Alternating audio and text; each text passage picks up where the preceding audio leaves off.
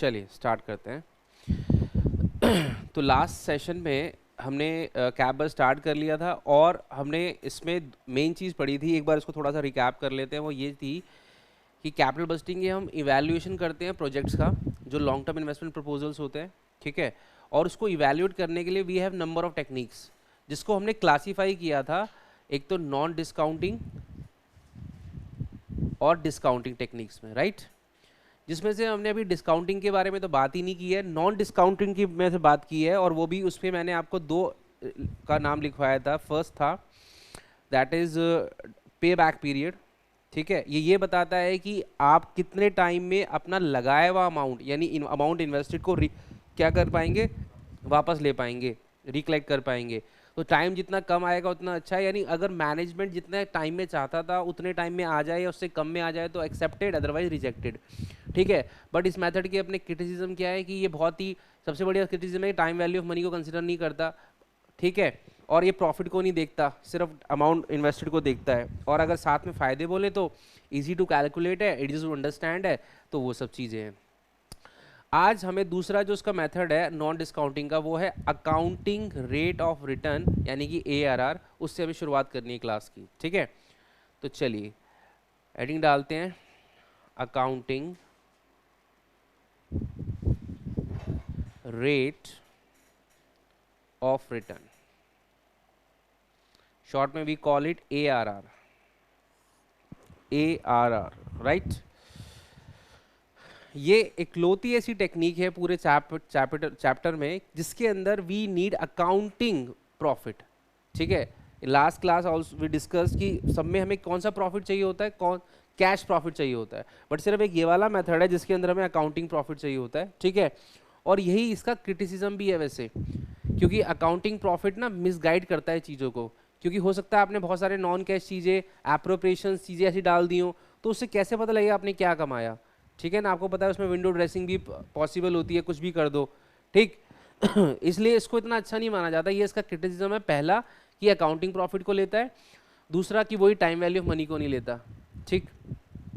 लेकिन अगर हम इसके फेवर की बात करें, अगेन इजी टू कैलकुलेट है, और ये रिटर्न की सेंस में आंसर देता है, रिटर्न की फॉर्म में।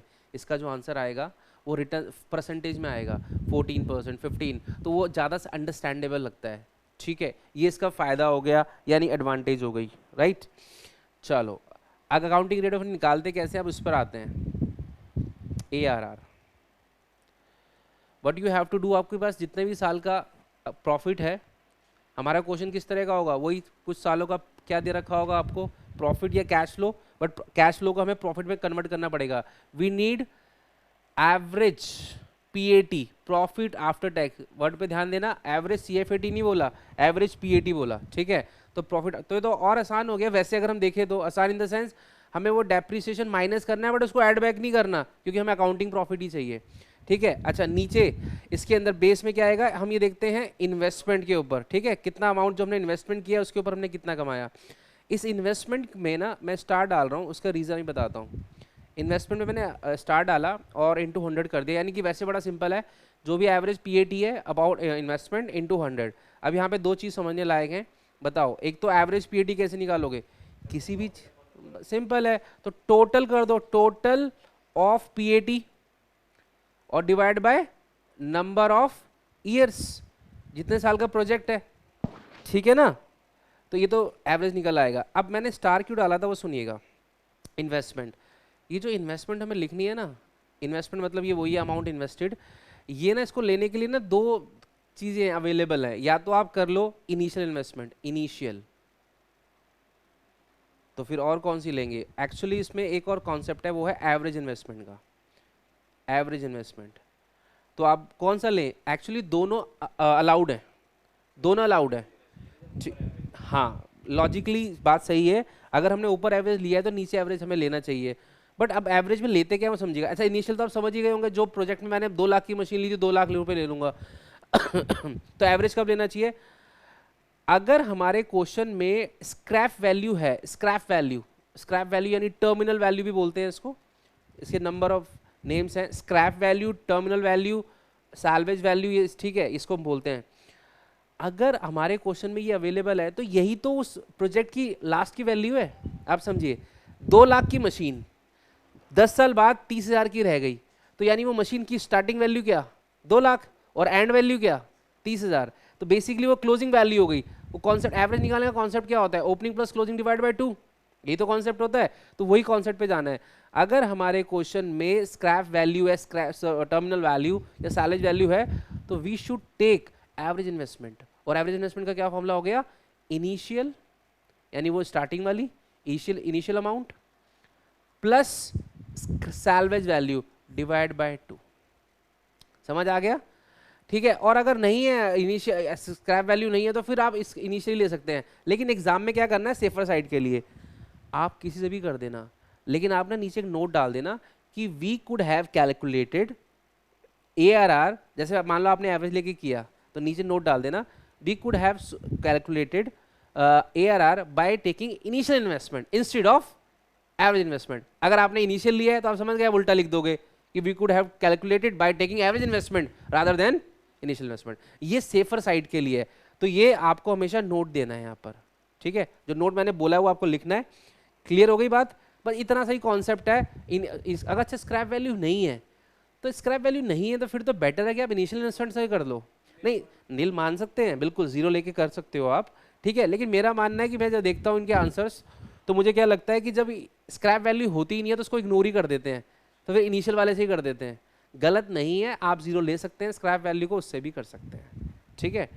अच्छा अब इसको एक बार आप नोट कर लीजिएगा यहाँ से।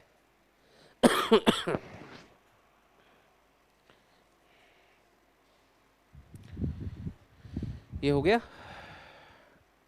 ये सब नोट कर लिया आपने, नोट लिख लिया, नोट लिख लो एक बार। आप इसमें ये लिख लेना कि what ever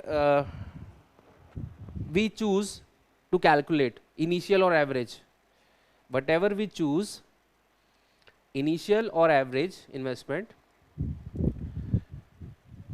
we should give a footnote, we should give a footnote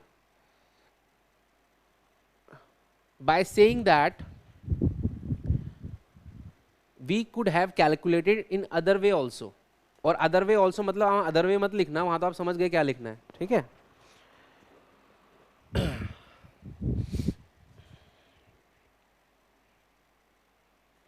चलिए जी करते हैं क्वेश्चन की प्रैक्टिस।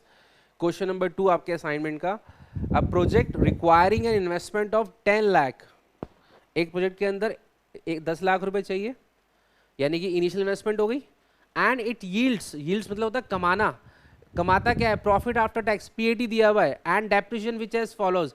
ध्यान देना profit after tax and depreciation दिया हुआ है, तो PAT तो आफ्टर टैक्स डेप्रिसिएशन नहीं होता, कंफ्यूज नहीं होना। PAT अगर बोला, अगर नहीं बोला होता है आफ्टर डेप्रिसिएशन तो आप बताओ PAT तो आफ्टर डेप्रिसिएशन ही होता है। अगर स्पेशली बोले कि नहीं है तब हम सोच सकते थे कुछ, बट अगर मुझे आपको मैं आपको बोलूं कि PAT है, PAT तो मतलब सब कुछ माइनस हो ही गया है ना। हाँ तब भी अगर PAT लिखा है तो we should take it as PAT की डेफिनेशन हो चुका है इसमें से माइनस, ठीक है। आप अच्छा ऐसे केस में ना, जैसे जो आपने क्वेश्चन पूछा है, आपको ना आपको हमेशा सेफ रखना है। आपने लिख लिया, आप नोट दे दो, आपका आंसर कभी नहीं कटेगा, क्योंकि आपने गलत अजम्पशन नहीं ली। आपने जो चीज़ प्राइमा फेसी दिख रही थी वो ली है, लेकिन कुछ चीज़ डाउट पैदा कर रही थी आपके माइंड में, तो आपने एग्जाम में वो क्लियर कर दिया कि भैया मेरे को पता है कि इसमें माइनस होता है, बट वो अलग से दिया हुआ तो मुझे समझ आ रहा है कि माइनस हो चुका है, तो काटेगा नहीं फिर वो आपका आंसर। मतलब आप एटलीस्ट आपके पास एक वो रहेगा, आपका अपर हैंड रहेगा कि मैंने देखो सही किया है। नोट दे दो ना, जो भी चीज़ आपको कंफ्यूज करे ना नोट दे दो हमेशा एग्जाम में। अच्छा अच्छा ईयर दे दिया, ये ठीक है, तो बहुत सिंपल है, 5 साल का प्रॉफिट है।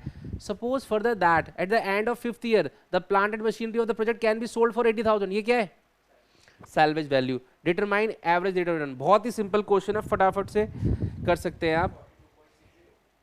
42.60, एक बार कर लेता हूं अभी आपके साथ 2 मिनट लगा के। ARR निकालना है अपने को, फॉर्मूला सेज कि एवरेज PAT करना है, और क्योंकि इस क्वेश्चन में सैल्वेज है तो हमें क्या लेना चाहिए, बदलो कौन सा लेना चाहिए फॉर्मूला, एवरेज इन्वेस्टमेंट वाला, राइट। एवरेज इन्वेस्टमेंट इनटू 100, ठीक है। आप टोटल भी इन्होंने करके दिया हुआ था हमें, एवरेज PAT 460 डिवाइड बाय 5, 5 साल है ना, हाँ। और एवरेज इन्वेस्टमेंट कर लेते हैं, इन्वेस्टमेंट हमारा ये हो गया 10 lakh, plus 80,000 divide by 2 into 100। Solve आपने कर लिया इसको ठीक से। अब 460 डिवाइड बाय 5 दैट इज 92,000 और नीचे क्या आएगा 10,80,000 हो गया डिवाइड बाय 2 दैट इज 540, बिल्कुल ठीक है, इंटू 100। तो 92,000 डिवाइड बाय 540 रादर, ठीक है, 17.03 आ रहा है, 037, हाँ 04 ले सकते हैं, कोई इशू नहीं है, 17.04 आई शुड से। अब ठीक है, अच्छा समझ में आ गया, बहुत सिंपल था। डिसीजन कैसे लेना है, हमारा तो फोकस किस चीज़ पे है कि प्रोजेक्ट को एक्सेप्ट करे या रिजेक्ट करे। तो सोचो, मैंने कहा अपने कंपनी के मैनेजर को, मतलब अपनी कंपनी के ऑनर को कि जी मैंने निकाल दिया, इसका ARR वो आ रहा है 17.2। अब मैनेजमेंट की कॉल है ना, अगर मैनेजमेंट कह रही है, यानी कि मेरी कंपनी का ऑनर कह रहा है कि नहीं हमें तो यार इस प्रोजेक्ट से 20 चाहिए था, ARR 17 ही आ रहा है, कट ऑफ को तो मीट ही नहीं कर रहा, रिजेक्ट कर दो। और अगर हमने सोचा ही 15 था, 17 आ रहा है, तो हम एक्सेप्ट कर लेंगे। और क्योंकि ऑब्वियसली ये प्रॉफिट को दिखा रहा है, जितना ज़्यादा अच्छा है इतना कम अच्छा, जितना ज़्यादा अच्छा, ठीक है। तो लिखो जरा कि डिसीजन क्राइटेरिया, डिसीजन क्राइटेरिया और यू कैन से रूल। पहला तो आप समझ गए होंगे, इफ ARR ग्रेटर देन किससे, management cut off you can say, और डिजायर लिख दो, कुछ भी लिख दो, तो आप क्या करने वाले हो, एक्सेप्ट। दूसरा पॉइंट क्या बनेगा, if ARR less than management desire, उससे कम है, रिजेक्ट। अच्छा, जब हम ग्रेटर देन लिखते हैं तो हम इक्वल साइन डाल सकते हैं यहाँ पर, ठीक है ना, क्योंकि अगर मैंने 17 सोचा था और 17 ही आ गया तो तब भी बताओ क्या करूँगा मैं। मैंने 17 सोचा था, मैनेजमेंट ने 17 ही सोचा था और 17 आ गया, क्या करना चाहिए। तो इसलिए यहाँ पर हम इक्वल टू और ग्रेटर देन और इक्वल का साइन डाल रहे हैं, ठीक है, यानी जब छोटा होगा तभी रिजेक्ट करेंगे। अच्छा, अगेन लास्ट क्लास में भी हमें डिस्कस कर रहे थे कि म्यूचुअली एक्सक्लूसिव प्रपोजल्स होते हैं, इसको मैंने समझाया नहीं, एक बार बता देता हूँ, बार बार बड़ा यूज होता है। देखो, जब भी दो या दो से ज़्यादा प्रपोजल्स होते हैं, दो या दो से ज़्यादा प्रपोजल्स होते हैं और उनमें से आपको कोई एक ही लेना है, वो बिल्कुल इक्वल ऐसे होते हैं, हर चीज़ में इक्वल होते हैं, यानी कि मैं लिटरली एक ही सिलेक्ट कर सकता हूँ उसमें से, तो they are called mutually exclusive proposals, ठीक है। अगर मैं दोनों ले सकता हूँ तो फिर वो म्यूचुअली एक्सक्लूसिव नहीं है। म्यूचुअली एक्सक्लूसिव का मतलब यही है कि you can take either of one. तो अगर आइदर ऑफ वन लेना है तो बताओ फिर क्या करूंगा मैं, अगर दो प्रोजेक्ट है, मैंने दोनों का ARR निकाला और दोनों का अच्छा है, जिसका ज्यादा होगा, तो तीसरे पॉइंट में आप इसके डिसीजन क्राइटेरिया का तीसरा पॉइंट में लिख लेना, इफ देयर आर टू और more proposal under consideration, if there are two और more proposals under consideration, then the project having higher ARR,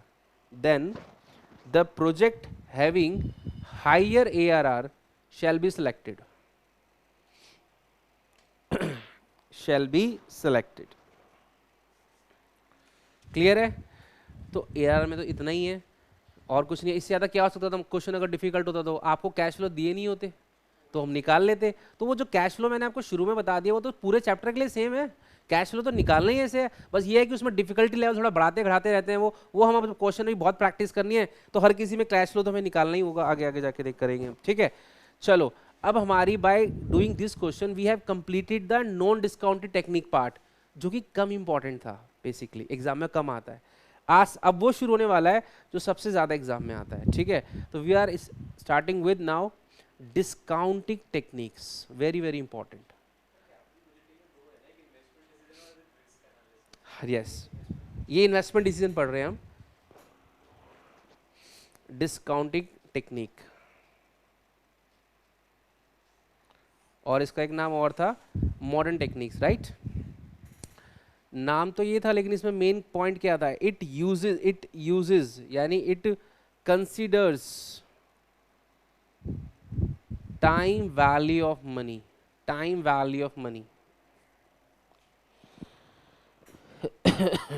ठीक है, it consider time value of money. तो जरा 5 मिनट लगाते हैं कि TVM क्या होता है इसके ऊपर, ठीक है। Time value of money concept है, वो ये कहता है कि आज 0 पीरियड है, 0 पीरियड मतलब आज का दिन, और 1 2, मैंने अगर किसी प्रोजेक्ट में आज 100 लाख रुपए लगाए, 100 लाख रुपीज़ लगाए हैं, और 1 साल बाद उस प्रोजेक्ट से मुझे 60 लाख रुपए आएंगे, उसके बाद मुझे 50 लाख रुपीज़ आएंगे। तो अगर मैं आपसे बोलूं कि आज मेरी जेब से 100 लाख गए, इसको माइनस में डाल देते हैं, ठीक है, और आएंगे 110, क्या आप ऐसे देख के डिसीजन ले पाओगे क्या कि ठीक है अच्छा मेरी जेब से तो 100 जा रहे हैं और आ रहे हैं 60 और फिर कितने 50, तो ये तो 110 आ गए? नहीं, आप इसको नहीं देख, ऐसे नहीं मान सकते कि 60 आएंगे। रीज़न सुनो, आपको ये जो पैसे आपकी पॉकेट से गए थे वो आज गए हैं 100 लाख, तो आज तो 1 रुपये की वैल्यू 1 ही रुपया है, मतलब आज तो वैल्यू सेम ही है क्योंकि आज ही बात कर रहे हैं। लेकिन जो 60 लाख आपको 1 साल बाद मिलने वाला है, क्या उसकी वैल्यू 60 लाख ही रहेगी उस टाइम पर या कुछ कम हो जाएगी? पैसे की वैल्यू की बात हो रही है, वर्थ की बात हो रही है, वो क्या होती है, वो कम होती जाती है। कैसे कम होती जाती है? या इसको आप ऐसे बोल लीजिए कि अगर मुझे कोई चीज़ 60 लाख रुपए 1 साल बाद मिलने वाले हैं, एक साथ मिलने वाले हैं, तो उसकी वैल्यू अगर मुझे आज निकालनी हो, तो वो क्या होगी? ठीक है, इस बात को समझाने के लिए मैं एक और छोटा सा एग्जांपल लेता हूँ। ये बात तो मैंने सिर्फ एग्जांपल सामने ये बताया था कि अगर मुझे 110 मिलने वाले हैं टोटल और 100 मेरे जाने वाले हैं, बट 110 मिलेंगे 2 साल में, तो क्या मैं इसको ऐसे एक्सेप्ट कर लूँ? नहीं, इसके अंदर मुझे TVM यूज़ करना पड़ेगा। अब TVM कैसे यूज़ करना पड़ेगा उसको समझने के लिए एक एग्जाम्पल और लेते हैं, ठीक है। मान लीजिए आज मैंने आपको 1000 रुपया दिया, इसके अंदर हमें और भी चीज़ें समझनी है। अब 1000 रुपये दिया, ये आज दिया मैंने आपको, ठीक है, और 1 साल बाद आफ्टर 1 ईयर मुझे 1200 रुपये मिले, ठीक है, 1200 रुपीज़ मिले, ठीक है। तो पॉइंट ये है कि मुझे ज़्यादा क्यों मिले? ज़्यादा इसलिए मिले, मैं दूंगा ही तभी मुझे ज़्यादा मिलेंगे, क्योंकि मैं जो आज आपको देकर कुछ सेक्रीफाइस कर रहा हूँ, तो मैं बदले में चाहता हूँ कुछ आपसे, ठीक है। वो सेक्रीफाइस कई चीज़ों की वजह से हो सकता है कि मैं आज अपने कुछ परचेज करने वाला था, मैंने उसको सेक्रीफाइस कर दिया, अपनी विश में पूरी नहीं कर पाया, ठीक है। एक तो ये हो गया, यानी कि मैंने अपनी जो यूटिलिटी थी उसको डिले कर दिया, अदरवाइज मैं यूज़ कर लेता। दूसरी चीज़, अगर आपको नहीं देता तो कहीं और देता, तो वहाँ से अपॉर्चुनिटी कुछ और मिलती, तो वहाँ से कुछ कमा लेता मैं, ठीक बात है। और तीसरी चीज़ मैं आपको ये समझाना चाह रहा हूँ, 1000 रुपये के मैं बदले में 1200 ही क्यों मांग रहा हूँ, मैं 1500 क्यों नहीं मांग रहा, या मैं 1800 क्यों मांग रहा हूँ? इसके लिए एक रेट यूज़ होने वाला है, यानी कि ये अगर मैं 1000 को 1200 बनाया, तो मैंने पता है कितना यूज़ किया यहाँ पर? 20% यूज़ किया। तो ये 20% कहाँ से आता है? ये 20% ही क्यों आया? ये मैंने 20% क्यों बोला? ये जो रेट है इसी को आप कह सकते हैं कि ये मेरा अपॉर्चुनिटी रेट है, या मेरा कॉस्ट ऑफ कैपिटल है, या मेरा हर्डल रेट है, जो मैं कम से कम चाहता हूँ। एक कंपनी जब किसी प्रोजेक्ट में पैसा लगा रही है, तो वो एक रेट डिसाइड कर रही है, ठीक है। वो रेट कहाँ से निकल के आ रहा है? वो रेट निकल के आ रहा है कि उसने पैसे कहाँ से अरेंज किए हैं, या जो पैसे उसके पास पड़े भी थे उसको वो क्या कर सकती थी, ठीक है। तो ये जब पैसे अपने को समझ में आते हैं कि इतने कमा सकते थे, तो हम कहेंगे अगर हम इस प्रोजेक्ट में लगा रहे हैं तो यार इतने तो आने ही चाहिए, वरना वहीं कमा लेते हम, ठीक है। तो समझिए, तो ये जो 20% मैंने बोला, तो यानी आपने क्या किया, ध्यान देना, आपने 1000 रुपये को प्लस 20%, ऐसी तो करते हैं कंपाउंडिंग हम ऐसी करते हैं, 1000 रुपीज़ 1 प्लस, ये आप समझ गए, ये रेट होता है। और इससे क्या, ये मैं जो लिख रहा हूँ ये प्रेजेंट वैल्यू है बेसिकली, 1 प्लस ये R मतलब वो रेट है, इससे आता क्या है? फ्यूचर वैल्यू, ठीक है। तो यानी मैं ऐसे बोल सकता हूँ 1000 रुपये की फ्यूचर वैल्यू 1200 रुपये, इससे 1200 रुपये निकलेगा। और अगर मुझे 1200 रुपये पता है, फ्यूचर वैल्यू पता है 1 साल बाद की, और मुझे आज के लिए निकालनी है, तो आप क्या करने वाले हो? अभी आपने क्या किया, 1000 से 1 पॉइंट इसको यानी PV को आपने 1 प्लस R किया, तो क्या आ गया? फ्यूचर वैल्यू आ गई। और मैं कह रहा हूँ आपको ये पता है कि फ्यूचर में क्या आने वाला है, तो अगर आपको आज के लिए निकालनी हो तो आप क्या करोगे? सिंपल है, फ्यूचर वैल्यू निकालने के लिए आपने किया, और मुझे प्रेजेंट वैल्यू निकालनी तो क्या करोगे? फ्यूचर वैल्यू ये 1 प्लस R नीचे आ जाएगा। यानी जब भी आप फ्यूचर वैल्यू को डिवाइड करते हो 1 प्लस R से, तो वो आप क्या कर रहे होते हो? प्रेजेंट वैल्यू निकाल रहे होते हैं। ये बात क्लियर है? अच्छा इसका मतलब सिंपल सा अच्छा, इसका मतलब ये भी हुआ, आप सुनना दूसरे एंगल से, बात को उल्टी तरीके से बोल रहा हूँ अगर मुझे 1 साल बाद 1200 रुपये मिलने वाले हैं, और मेरे मन में डिज़ायर है कि यार मैं 20% कमाना चाहता हूँ, तो मैं आपसे क्वेश्चन पूछ रहा हूँ, आपको 1200 रुपये चाहिए, आपने बोला हाँ, कितना कमाना चाहते हो, आपने बोला 20%, तो क्वेश्चन ये है तो आज कितना देने के लिए तैयार हो, तो वो 1000 रुपये। इसका मतलब ये कि हम क्या करते हैं, जो हमें मिलने वाला होता है ना फ्यूचर में, उन सब का हम प्रेजेंट में निकाल लेते हैं और फिर उसको आज की जो हम देने वाले हैं उससे कंपेयर कर लेते हैं, और अगर उसकी वैल्यू उससे कम हो, जितना उसकी वैल्यू आज की निकाल ली, ठीक है। जैसे फॉर एग्जांपल आपसे, इस एग्जांपल में सुनना ध्यान से, आपको और क्लियर होगी चीज। आपने देखा मैं तो 20 मिनट कमाना चाहता था, 1200 रुपये ये बंदा मुझे ऑफर कर रहा है, 1200 के हिसाब से मैं तो 20 मिनट कमाना चाहता था, एक साल बाद यानी कि 1000 रुपये मांगेगा ये मुझसे, तो ठीक है मैं तैयार हूँ। उसने मुझसे बोला मैं आपसे आज मुझे 900 रुपये दे दो और मुझसे 1200 रुपये ले लेना, मैं और खुश हो गया। क्यों? 1200 रुपये की वर्थ एक साल बाद जो है, और मैं कमाना 20 मिनट चाहता हूँ, तो उसकी वर्थ तो कितनी है आज? 1000 रुपये। बट कितने मांग रहा है? 900। ये तो और अच्छी बात है, कम मांग रहा है, तो यानी कि ये चीज़ तो सस्ती दे रहा है मेरे को, तो मैं एक्सेप्ट कर लूंगा। समझ पा रहे हो? यानी कि अगर आपको फ्यूचर की जो बेनिफिट्स हैं उसको आप डिस्काउंट करते हो, कम करते हो, और वो वैल्यू आपको और कम मांग रहा है, तो वो बढ़िया है ना आपको, ठीक है। लेकिन वो कहता है 1050 रुपये दे दो, तो मैं बोलूंगा यार 1050 अगर आप तुम मुझसे ले लोगे तो मेरी रिटर्न 12% 20% बनेगी नहीं, क्योंकि 20% के हिसाब से 1200 रुपये तब बनते हैं जब आज कितने लेते हैं आप मुझसे? 1000 रुपये। इसका मतलब मैं ये बोलना चाह रहा हूँ, ध्यान देना, वेरी इंपॉर्टेंट। आप मुझसे, आप मेरे पास आए, आप कह रहे हो 100 लाख रुपए निकालो प्रोजेक्ट के लिए, मैं कह रहा हूँ 100 लाख रुपए, अच्छा। फिर मैंने कहा मेरी मेरी रिटर्न क्या है, फिर मैंने हिसाब लगाया यार मेरी कॉस्ट कितनी है, 15%, तो मैं 60 को 15% से पुल करूंगा, यानी कि परसेंट वैल्यू निकाल लूंगा, और 50 को भी, और उसको प्लस कर लूंगा आज के कंटेक्स्ट में। अगर वो वैल्यू 100 से ज्यादा आई, 100 से ज्यादा आई, ठीक है, यानी 100 से ज्यादा आई मतलब बात बोलने के दो तरीके हैं।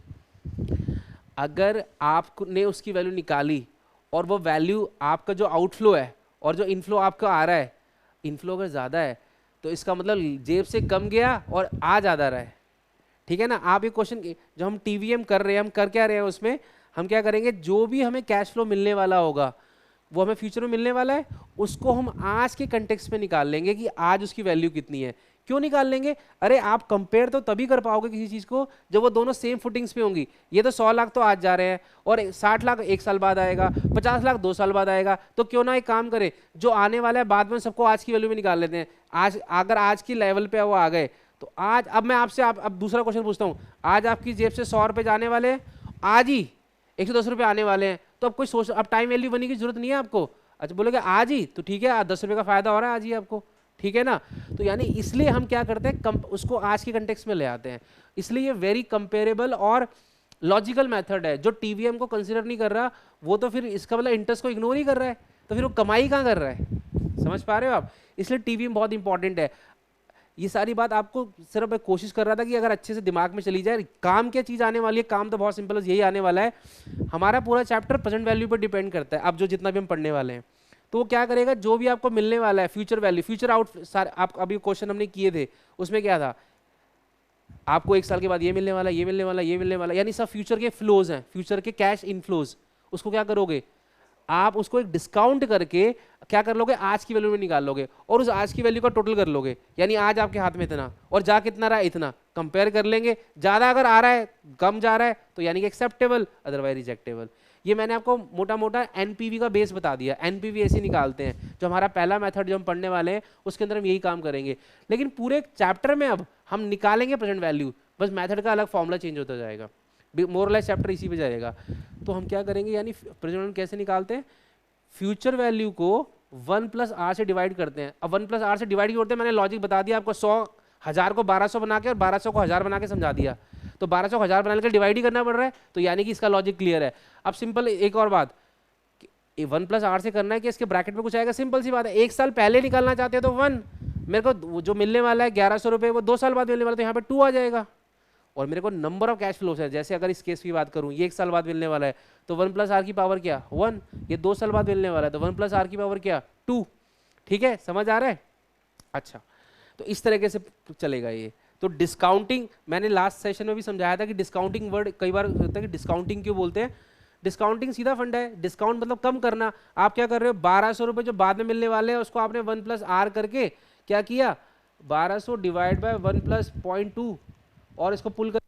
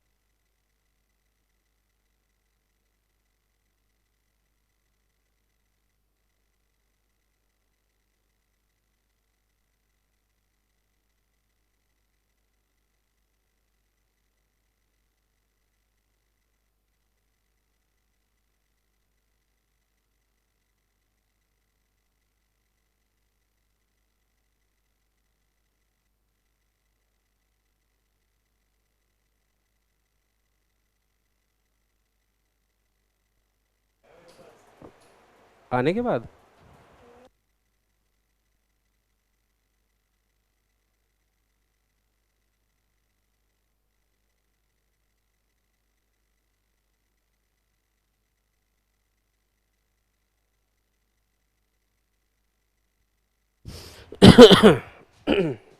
चलिए, तो net present value first technique हमारी, वी कॉल इट एनपीवी। देखो इसके तो नाम में इसका फॉर्मूला लिखा हुआ है, क्या है? Net present value. तो प्रेजेंट वैल्यू को नेट करना है। नेट कैसे करोगे किसी भी चीज़ को?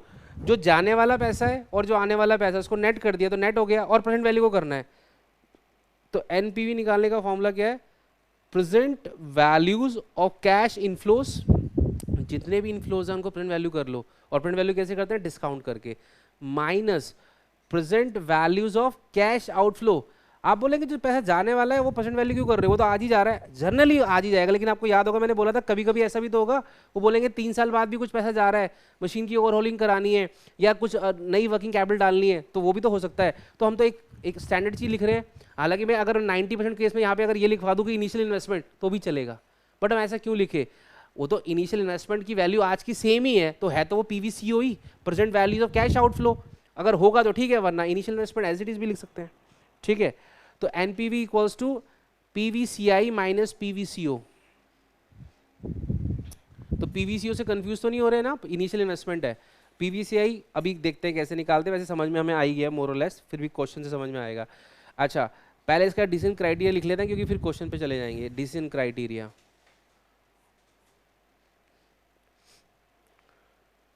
देखो बड़ी सिंपल सी बात है। आपने मान लीजिए जितने भी इनफ्लोज थे उनको निकाला और उनकी वैल्यू लेट से 50,450 आई, यानी कि जो पैसा आपको मिलने वाला है कुछ सालों में, आपने सबको डिस्काउंट कर करके आज के कंटेक्स्ट में निकाल लिया, आज की वैल्यू के हिसाब से, और आज आपकी जेब से जा रहे थे 50,000 रुपये। तो आप खुद सोचो, अगर इनफ्लो 450 और जाने वाला है, और आपको जाने की 450 पॉजिटिव है, तो आप एक्सेप्ट करोगे या नहीं?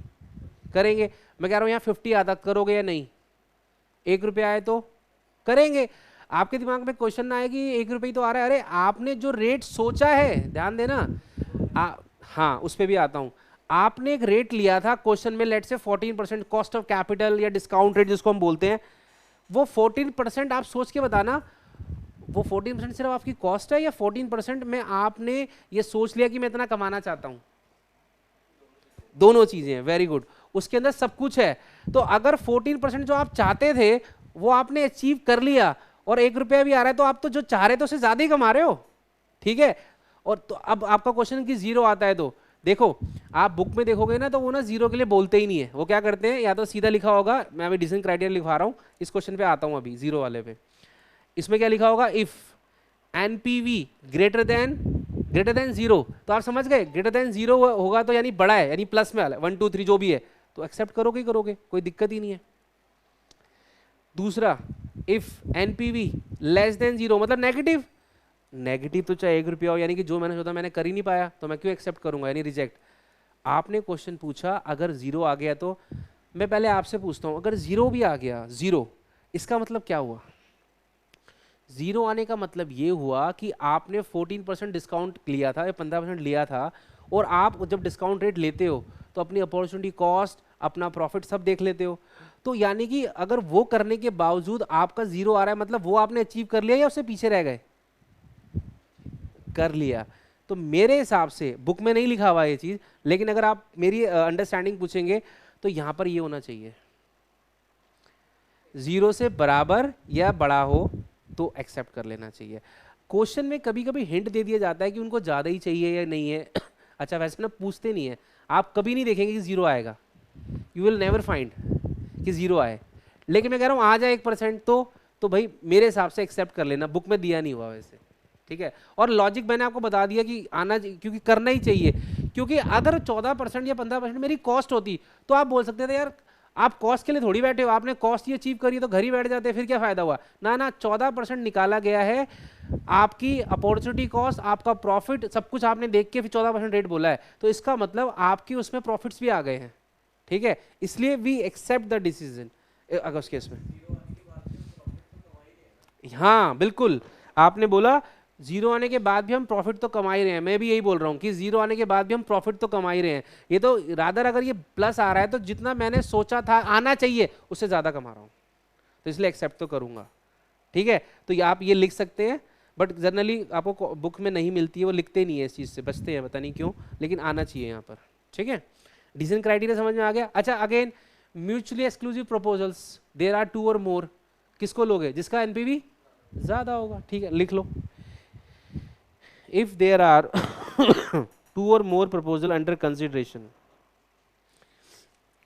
if there are two or more proposals under consideration, then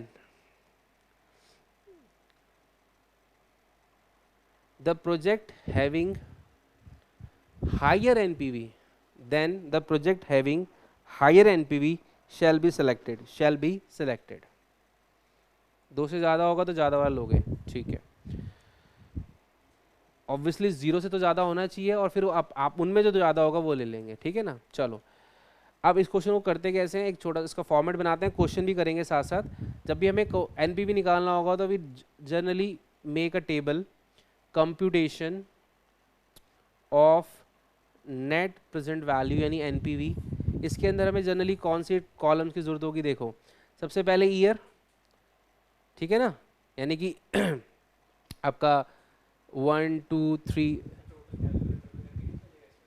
नहीं नहीं नहीं, कैलकुलेटर पे नहीं कर सकते आप, आपको कर दिखाना पड़ेगा, वो प्रेजेंट वैल्यू दिखानी पड़ेंगी आपको। ठीक है, अब यहाँ पे आ गया आपका कैश फ्लोज, सॉरी नहीं, अभी कैश फ्लोज नहीं, अभी आप पहले यहाँ लिखेंगे अमाउंट, जो भी आपके कैश फ्लोज तो हाँ लिख सकते हैं, ठीक है, मैं गलत कैश फ्लोज लिख सकते हैं, प्रेजेंट वैल्यू नहीं लिख सकते यहाँ पे, इसको हम अभी लिखेंगे यहाँ पर, रादर लिखना ही चाहिए, कैश फ्लोज लिखना चाहिए, CFAT कह सकते हैं या कैश फ्लोज। कैश फ्लोज लिख रहा हूँ कि हो सकता है इनफ्लो और आउटफ्लो दोनों लिखूंगा ना इसी कॉलम में, इसलिए कैश फ्लो लिख रहा हूँ, इनफ्लो होगा तो प्लस, आउटफ्लो होगा तो माइनस। ठीक है, कैश फ्लोज। अच्छा, उसके बाद यहाँ पर आपको लिखना है present value factor at the rate, कोई किसी ना किसी रेट पे फैक्टर निकालोगे आप, अभी वो फैक्टर पे आएंगे, फैक्टर पे आएंगे अभी। ठीक है, और इसका एक नाम और भी है, we call it discount factor, DF भी बोल देते हैं, डिस्काउंट फैक्टर या PVF फैक्टर। ठीक है, एक ही बात है। अच्छा, अब क्या होगा, यहाँ पर आप ये जो फैक्टर आएगा उससे जो आपका कैश फ्लो होगा उससे आप उसको एडजस्ट करके यहाँ पर जो आएगा that is will be called present values, वो प्रेजेंट वैल्यू होगी। एग्जाम्पल ले रहा हूँ अभी साथ साथ आपको समझाने के लिए। क्वेश्चन ने बोला, पहले क्वेश्चन ने 2 लाइनें दी हैं, क्वेश्चन ने बोला है हमारा एक प्रोजेक्ट है, बहुत सिंपल क्वेश्चन ले रहा हूँ, 50,000 कॉस्ट है, सिर्फ प्रोजेक्ट की कॉस्ट 50,000 रुपये, जाएगा आज 50,000 रुपये, और प्रोजेक्ट से 5 सालों का प्रोजेक्ट है। अच्छा, आपको दे रखा है डिस्काउंटिंग फैक्टर, डिस्काउंटिंग फैक्टर या डिस्काउंटिंग रेट इज 10%, 10% है। ठीक है, यानी कंपनी 10% के रेट को डिस्काउंटिंग फैक्टर लेके चल रही है।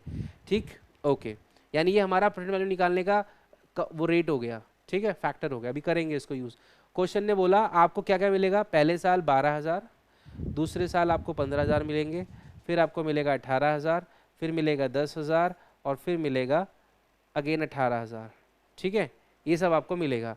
क्वेश्चन ने बस इतना बोला, प्रोजेक्ट 5 साल का है, लाइफ हो गई, वो तो दिख ही रहा है कि 5 साल का कैश फ्लो है, तो लाइफ 5 साल, डिस्काउंटिंग फैक्टर 10%, डिस्काउंटिंग फैक्टर के there are number of names, cost of capital, opportunity cost, अभी मैं एक नोट में लिखवा दूंगा ये, opportunity cost, discounting factor, hurdle rate, expectation of share holders भी बोल देते हैं कभी कभी, क्योंकि अगर उन्हीं का पैसा है तो नाम कुछ भी दे देते हैं, आप समझना उसी की बात कर रहे हैं। ठीक है, अच्छा चलो अब सुनना ध्यान से, बहुत ज़रूरी चीज़ जो हम करने वाले हैं। अब आता है कि डिस्काउंटिंग फैक्टर हमें यहाँ लिखना है, एट द रेट 10% लिखना है मेरे को यहाँ पर। ठीक है, तो यानी कि क्योंकि पहला क्वेश्चन हम बहुत स्लो जा रहे हैं, बहुत स्लो जाएंगे आपको एक बार अंडरस्टैंडिंग बनाने के लिए, यानी कि मैं क्या निकालना चाह रहा हूँ, अभी मैं टेबल में वापस आऊँगा। पहले साल मुझे कितना इनफ्लो आ रहा है, पहले साल मुझे कितना इनफ्लो आ रहा है, 12,000, तो इसका मतलब मैं क्या चाह रहा हूँ पता है आपको, 12,000 की वैल्यू निकालना चाहता हूँ। तो मैं ऐसे कर सकता हूँ, अगर मैं टेबल ना बनाता तो मैं ऐसे लिखता 12,000 1 + R की पावर 1। ठीक है ना, R मतलब डिस्काउंटिंग रेट, जिस रेट से हमें पुल करना है, डिस्काउंट करना है, प्लस दूसरे साल का इनफ्लो क्या है बताना, इनफ्लो, अच्छा अभी नोट नहीं किया आपने, दूसरा इनफ्लो 15,000, चलो 15,000। अच्छा बताओ इसमें क्या लिखता मैं, 1 + R और पावर कितनी लिखता 2 लिखता क्योंकि ये 2 साल का मेरा इनफ्लो है, फिर दूसरे साल का है रादर। तीसरा 18,000,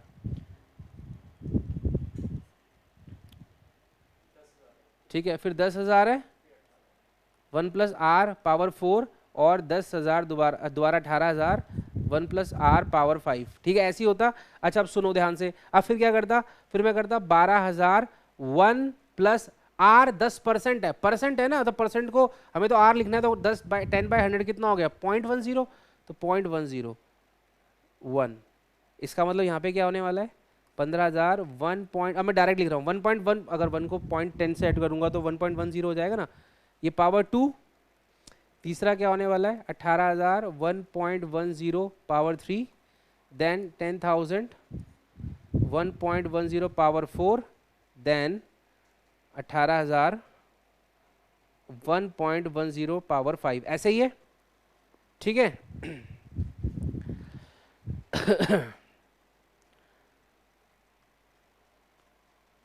समझ आ गया होगा आपको। तो यानी कि मुझे क्या करना है, मुझे 12,000 को मल्टीप्लाई डिवाइड करना है 1.1 से। इसको करने के लिए या तो मैं डिवाइड कर दूं मैथमेटिकली जैसे हम करते हैं, लेकिन हम डिवाइड ना करके मल्टीप्लाई कैसे करते हैं, हम इसका फैक्टर निकाल लेते हैं।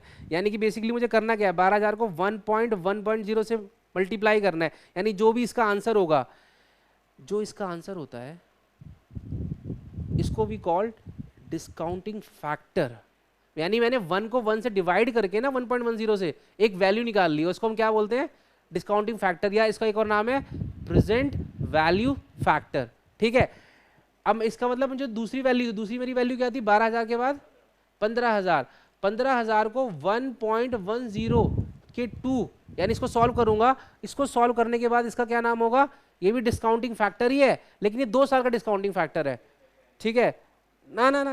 मैं सिर्फ सेकंड ईयर का बोल रहा हूँ, सेकंड ईयर का, यानी कि मैं मैं बोलना चाह रहा हूँ what is the value of 1 divide by 1.10 2 times, ठीक है। इसी तरह तीसरे केस में मैं क्या करूंगा 1 पॉइंट, यानी कि यहाँ पे वैल्यू तो जो है ठीक है, लेकिन उनको इन सबसे अगर इनकी वैल्यू निकाल दी जाए तो उनसे मल्टीप्लाई करना है, बेसिकली ऐसे ही करना है।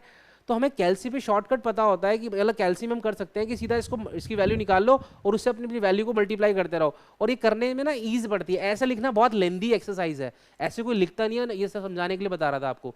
आपको क्या करना है, ये वैल्यू तो आपने लिख ही ली है, अब आपको वो जो 1 डिवाइड बाय 1.10 पहले साल वाला फैक्टर था ना, उसको उठा के यहाँ लिख देना है।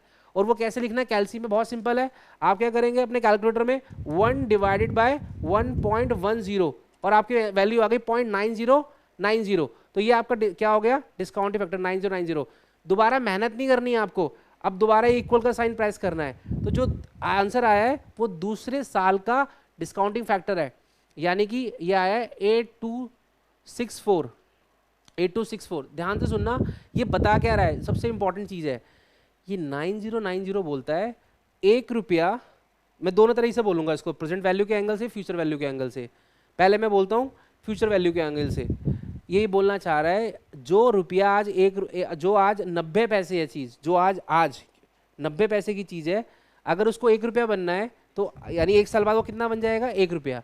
और अगर मैं इसको फ्यूचर वैल्यू के एंगल से बोलूँ जो हमारे काम का ज्यादा है, अगर मुझे 1 रुपया मिलने वाला है 1 साल बाद, ये ज्यादा समझ में आना चाहिए आपको, अगर मुझे 1 साल बाद 1 रुपया मिलने वाला है, ठीक है, तो उसकी आज की वैल्यू क्या है 90 पैसे है। तो आप समझो, अब समझो इसको, देखो मल्टीप्लाई करना है। मल्टीप्लाई क्यों कर रहे हैं, मुझे 1 साल बाद 12,000 रुपये मिलने वाले हैं, तो 1 साल बाद मिलने वाले हैं ना, मुझे 1 साल बाद नहीं पता, आज के बताओ, तो ठीक है। आपको अगर 1 रुपया मिलने वाला होता तो 90 पैसे मानते, तो आपको 12,000 मिलने वाले हैं, तो मल्टीप्लाई कर लो, यूनिटरी मेथड। इसी तरह 82 पैसे मिलने वाले हैं 2 साल बाद, ठीक है, तो यानी कि अगर 82 पैसे आपको मिलने वाले हैं, नहीं, आपको 1 रुपया मिलने वाला है 2 साल बाद, तो उस 1 रुपया जो 2 साल बाद मिलेगा उसकी आज वैल्यू क्या है, समझ आ रहा है। दोबारा से, अगर आपको 2 साल बाद 1 रुपया मिलने वाला है, 2 साल बाद, इस बार 2 साल बाद की बात कर रहा हूं, तो उसकी आज वैल्यू क्या है 8264। क्या ये वैल्यू फिक्स है, बिल्कुल भी फिक्स नहीं है। आप सोच के देखो, अगर मेरा डिस्काउंटिंग रेट चेंज हो जाए, मैं बोलूँ नहीं मेरे को 10% नहीं कमाना, मेरे को 12% कमाना है, तो इसका मतलब आप और ज़्यादा उसको रेट से पुल करोगे तो ये वैल्यू अपने आप चेंज हो जाएंगी। समझ में आ रहा है ना। तो यानी इस पर सबसे इंपॉर्टेंट फैक्टर क्या है, वो फैक्टर जो आपने 10% लिया उसके अकॉर्डिंग ये वैल्यूज आ रही है। तो हमने कैसे किया था, एक बार और दोबारा से 1 डिवाइड बाय 1.10 किया तो वैल्यू है 9090। फिर आपको ना सिर्फ इक्वल प्रेस करना है, 4 देन इक्वल प्रेस किया, तीसरी वैल्यू आ रही है 7513, फिर इक्वल प्रेस किया 6830, और लास्ट टाइम एक और बार किया क्योंकि मुझे 5 तक चाहिए 6209।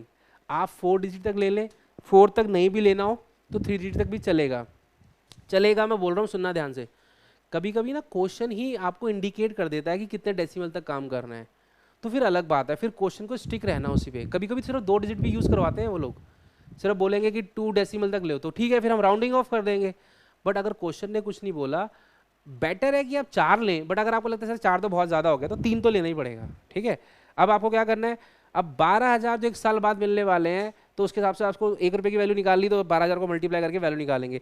तो इन सबको क्या करना है, मल्टीप्लाई मल्टीप्लाई मल्टीप्लाई मल्टीप्लाई, ये सब क्या आ जाएंगी, प्रेजेंट वैल्यूज आ जाएंगी, ठीक है। चलो मल्टीप्लाई करो और मुझे बताओ, मल्टीप्लाई करो, अलग अलग लिखो। तुम्हारे को यही तो गलत गंदी आदत है, तुम एक साथ करते हो, अलग अलग निकालना है, इस नंबर कटेंगे अगर आपने डायरेक्ट सीधा टोटल लिख दिया तो, अलग अलग निकालो। हाँ जी बिल्कुल, अगर आप लोग भी सुनो, अगर आप डायरेक्ट टोटल लिख देते हो ना तो एग्जामिनर आपके मार्क्स काट सकता है, क्योंकि आपको शो करनी है वैल्यू।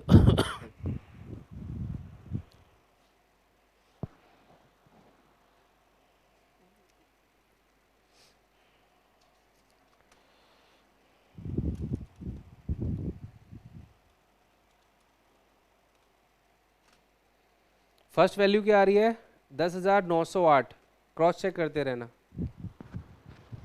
First value 10,908। अच्छा एक चीज़ और सिखानी है आप लोगों को, कैलसी अगर आती होगी तो अच्छी बात है, नहीं आती होगी तो सुन लो। आपने 12,000 को मल्टीप्लाई किया 9090 से तो आया 10,908।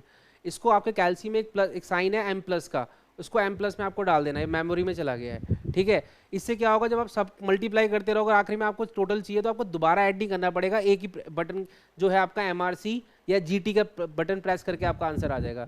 ये बहुत छोटी छोटी बातें हैं, लेकिन अगर आपने ये नहीं किया ना एग्जाम में बहुत टाइम वेस्ट कर देती हैं ये चीज़ें आपका, ठीक है। चलो तो सेकंड हमारा था 15,000 into 15,000.8264, that is coming out 12,396.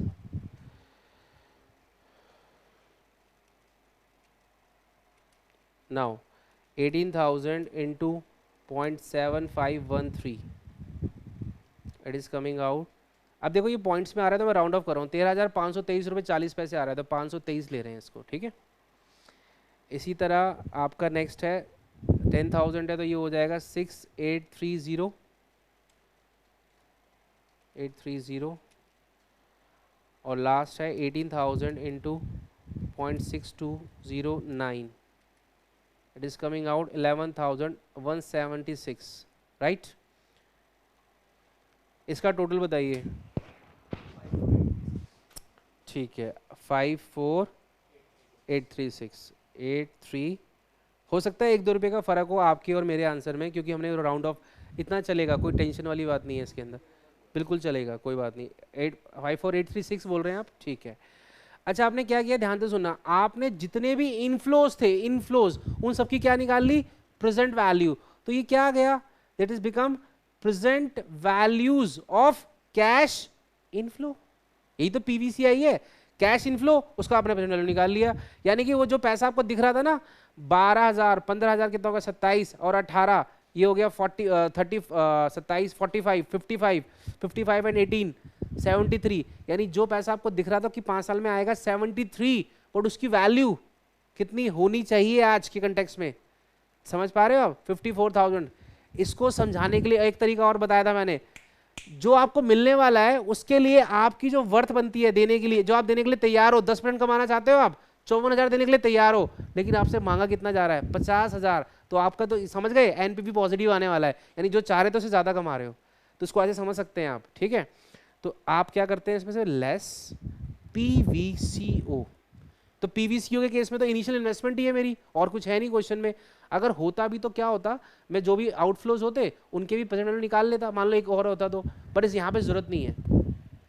50,000 less किया, आंसर आया 4836 और ऑब्वियसली पॉजिटिव आया है, ये क्या है, नेट प्रेजेंट वैल्यू। और आप क्या लिखेंगे, since NPV is positive, positive होता है तो ठीक है आप, अच्छा अगर आपको ना जीरो के चक्कर में, वो तो मैंने आपको बता दिया, आपका क्वेश्चन आ ही नहीं रहा जीरो वाला, तो आप क्यों झंझट में पढ़ते हो, तो वहां पे पेपर में ना आप वही लिख के आना जो बुक लिखती है कि because NPV is greater than zero we accept, वहां पे इक्वल का साइन डालना ही मत, क्यों डालें, वो तो तब डालना है जब हम फंसेंगे, ठीक है, हम तो अपना नॉर्मल चलेंगे, ठीक है। तो इस तरह से, अच्छा एक चीज जो बहुत बड़ी पॉइंट, बड़ा पॉइंट इसलिए है क्योंकि नॉर्मली इसको गलत समझा जाता है कि एनपीवी है क्या, बहुत इंपॉर्टेंट है आपके प्रैक्टिकल लाइफ के लिए। मेरा यहाँ पर जो एनपीवी आया पॉजिटिव 486 आया, 4000 आई थिंक कुछ आया था, 4836 ना, 4836, बताओ इसका क्या मतलब है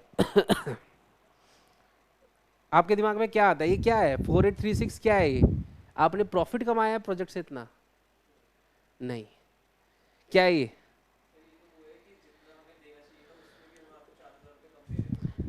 उससे यानी हमें उससे ज़्यादा हमने कमा लिया, ठीक है, उससे भी ज़्यादा कमाया है, ठीक है, लेकिन ये तो आप सही बोल रहे हो और मैंने भी इसी लैंग्वेज में आपको समझाया, लेकिन अब मैं एक और थोड़ी डीप बात बता रहा हूँ आपको, वो क्या है वो सुनो।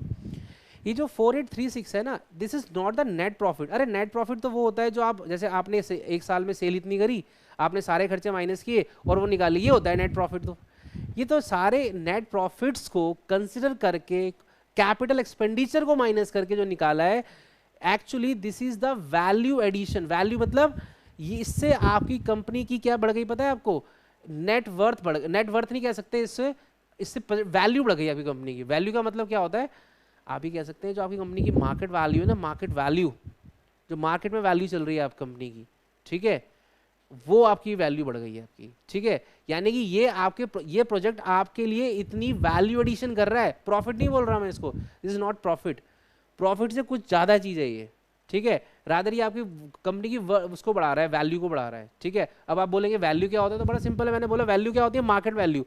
मार्केट वैल्यू कैसे निकलती है, नंबर ऑफ शेयर्स इनटू जो मार्केट प्राइस में शेयर होता है, ठीक है। यानी अगर आपकी कंपनी इस प्रोजेक्ट से पहले, मेरी कंपनी के सिर्फ छोटा एग्जांपल ले रहा हूँ, 10,000 शेयर है और मेरी कंपनी का शेयर है लेट से 50 रुपए का, तो मेरी कंपनी की मार्केट में वैल्यू चल रही है, ये चल रही है, एक ही बात है, market value, market capitalization, market cap is one and the same thing. जो कैसे निकलती है, नंबर ऑफ शेयर्स जो तो फिक्स ही रहते हैं, इनटू जो मार्केट में शेयर का प्राइस चल रहा होता है। यानी आप किसी भी कंपनी की मार्केट कैप निकालना चाहते हैं तो उसका शेयर का प्राइस को मल्टीप्लाई कर दो उससे तो ये जो प्राइस आया है ना आपका, ये जो वैल्यू आई है, मेरे एग्जांपल में सिर्फ 50 लाख आया है ये, ठीक है, तो ये जो 50 लाख से बढ़कर इस प्रोजेक्ट की वजह से इसकी इतनी वर्थ बढ़ा देगा, ये 4836 वर्थ बढ़ा देगा।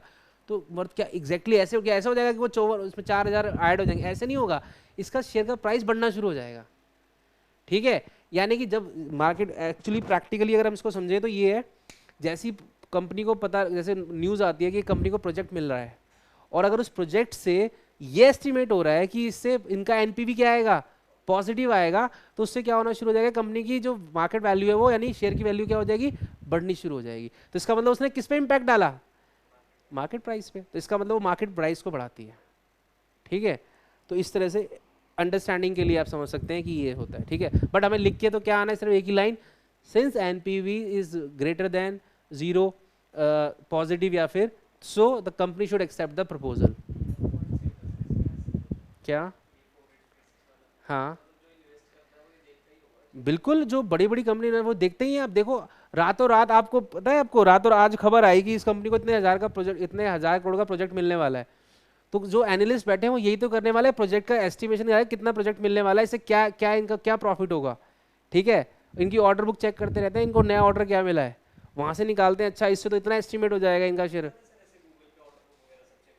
क्या है कि जो इनकी ऐसे ऑर्डर बुक तो कंपनी जानबूझ के बताती है, जानबूझ के बताएगी ना, उनको तो बढ़वाना है ना प्राइस, जानबूझ के ऐसी छुपाने वाली चीज़ें नहीं है ना, बढ़ा मतलब बताने वाली चीज़ है। वो तो प्रेस मीटिंग होती है, प्रेस रिलीज होता रहता है, होता नहीं, कंपनी की साइट पे आप जाओ तो न्यूज़ इन जो कल चल रही होती है उसमें डाल देंगे हमें एक नया प्रोजेक्ट मिलने वाला है, या हम आप सोचो ना, मिलने वाला तो छोड़ो, नेगोशिएशन भी चल रही होती है ना, जब कि we are in meeting with Google for this मतलब प्रोजेक्ट के लिए बात चल रही है अभी सिर्फ, वो भी डालने की कोशिश करते हैं क्योंकि उससे उनको फायदा होता है ना। कोई भी बड़ी कंपनी तो डील भी आने शुरू हो जाती है कि भाई डील चल रही है, मतलब डील होने के लिए बात चल रही है, होता है अच्छा इतने में वो बढ़ जाता है प्राइस, वो पता लगा डील कैंसिल हो गई, नहीं हो पाई, रिजेक्ट हो जाता है, तो प्राइस नीचे भी आ जाता है, तो इनसे बहुत फर्क पड़ जाता है। अभी आप देखो रिसेंट एग्जाम्पल, अभी वो जी एंटरटेनमेंट और सोनी का हुआ है, मर्जर हुआ है, अभी बात चल रही है, अभी हुआ थोड़ी है, 40% सिर्फ 3 दिन में बढ़ गया था। और लेकिन लोगों को पता होता है कुछ ना कुछ, तो उसमें कर लेते हैं काम अपना पहले से ही लेके बैठते हैं उस शेयर को, उसको करोड़ शेयर वो उन्होंने तभी लिए उससे डील से थोड़ा सा पहले, पता है आपको, वो इनसाइडर न्यूज़ होगी कोई ना कोई, तो इस तरह से बच जाते बंदे बन जाते। तो इसका मतलब सिर्फ सिर्फ उसी के लिए करना था उन्होंने, तो बस वही है, कमा गए 40%, 3 दिन में आ गए, और क्या चाहिए। हाँ तो इस तरह से लोग इसका फ़ायदा उठा लेते हैं, ठीक है ना। तो ये एनपीवी हमें इस तरह से निकालते हैं और प्रोजेक्ट को इवैल्यूएट करते हैं। चलो एक क्वेश्चन, ये हमने एग्जांपल किया था, एक क्वेश्चन हम करेंगे, question number 3, compute the net present value for a project with a net investment of 1 lakh and net cash flow 1 year का इतना, 2 ईयर का इतना, 3 ईयर का इतना, बिल्कुल सिंपल छोटा सा क्वेश्चन है। Further the company cost of capital, देखो कॉस्ट ऑफ कैपिटल मतलब कंपनी की जो केसी है 10% है, ठीक है। और सबसे अच्छी बात क्वेश्चन ने पीवीआईएफ, अच्छा आईएफ से कंफ्यूज मत होना, हाँ प्रेजेंट वैल्यू इंटरेस्ट फैक्टर बोलते हैं इसको, अगर पूरा नाम बोलूँ ना पीवीएफ जिसको मैं बोल रहा था, present value interest factor we call it. तो 10% का इन्होंने आपको ना, अच्छा देख रहा है, अब बोलोगे अलग क्यों आ रहा है, अलग नहीं आ रहा, वो उन्होंने 3 डिजिट तक लिया, हम 9090 ले रहे थे ना, और 909 पे रुक गए। तो मैं ये बोल रहा था आपको अभी, अगर जिस तरह अगर ये एग्जाम का क्वेश्चन हो मान ले, और एग्जाम में उन्होंने खुद ही बताया, तो ज़्यादा समझदारी मत दिखाना, बोल रहे कि हम 4 तक ही करेंगे, वो गड़बड़ हो जाएगा, क्योंकि जो एग्जामिनर चेक कर रहा है ना उसका आंसर अलग आएगा, उसको इतनी समझ नहीं है कि ये एक ही बात है, वो आपके मार्क्स काट लेगा, उसको नहीं समझ, एक्चुअल में समझ जरूर, अगर हमें मान ले कि वो बहुत समझदार है तो ये आपकी गलत फहमी है, क्योंकि ऐसा बहुत सारा बार हुआ है कि वो जो चीज़ बिल्कुल सही होनी चाहिए थी वो गलत चेक कर देते हैं, क्योंकि वो देखने में अलग लग रही है, ठीक है। तो आप अब इस केस में एडवाइजेबल है कि आप बिल्कुल कॉपी पेस्ट करें इस चीज़ को, कि 909 है तो 909 ही लेना है, ना 4 डिजिट लेनी ना 2 डिजिट लेनी, ठीक है। तो फटाफट 2 मिनट लगा के इसको करके दिखाइए, इसमें मेरे करने लायक तो कुछ है ही नहीं, आप 2 मिनट में निकल गया, कितना आ रहा है,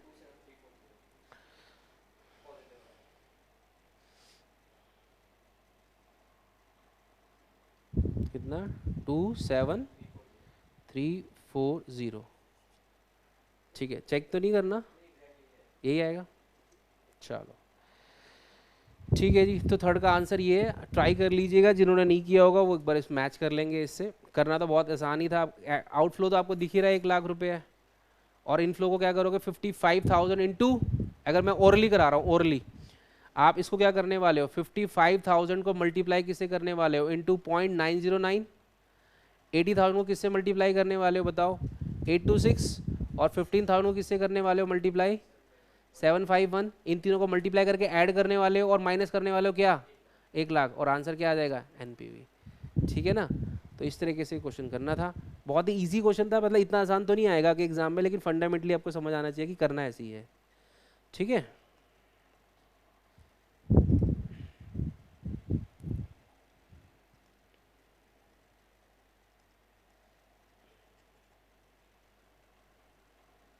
चलो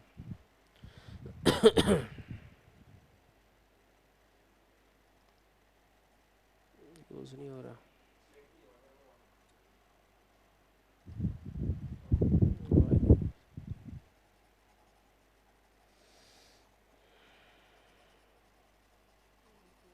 चलिए आगे बढ़ते हैं।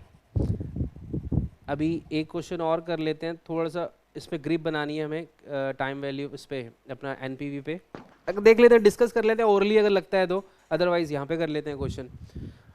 ABC Limited is a small company that is currently analyzing capital expenditure proposal for the purchase of equipment. Okay. The company uses the net present value technique to evaluate project. बहुत बढ़िया, इन्होंने बता दिया कि आपको किस में दिमाग लगाना है, एनपीवी से करना है क्वेश्चन, ठीक है। The capital budget is limited to 5 lakh, which is ABC Limited believes is the maximum capital it can raise. कह रहे हैं उनके पास, उन्होंने हिसाब लगा लिया कि 5 लाख रुपए रेज हो पाएंगे, यानी कि जो प्रोजेक्ट का पैसा है उनके पास कितना है 5 लाख। तो बेसिकली ये क्या है, ये 5 लाख रुपए क्या है उनके पास प्रोजेक्ट में लगाने के लिए 5 लाख रुपए हैं। वो क्या बताना चाह रहे हैं इससे, व्हाट इज दिस, हाँ इनिशियल इन्वेस्टमेंट, ठीक है। तो ये इनिशियल इन्वेस्टमेंट हो गई। The initial investment and projected net cash flow for the each project are shown below. The cost of the ABC limited is आपको बता दिया 12% है. ठीक है. अच्छा 5 लाख रहा उनके बाद टोटल है. Actually there are number of project they have. ठीक. Okay. You are required to compute the NPV of the different project. ध्यान रखना डिफरेंट प्रोजेक्ट मतलब 4 प्रोजेक्ट में अलग अलग पैसा लगाना चाहते हैं. तो पहले प्रोजेक्ट में पैसा है 2 लाख रुपए लगाना है और आपको 3 साल का कैश फ्लो दिया हुआ है. फिर प्रेजेंट वैल्यू, फिर ऐसी दूसरा, तीसरा, चौथा, और इनफैक्ट 5 साल तक है.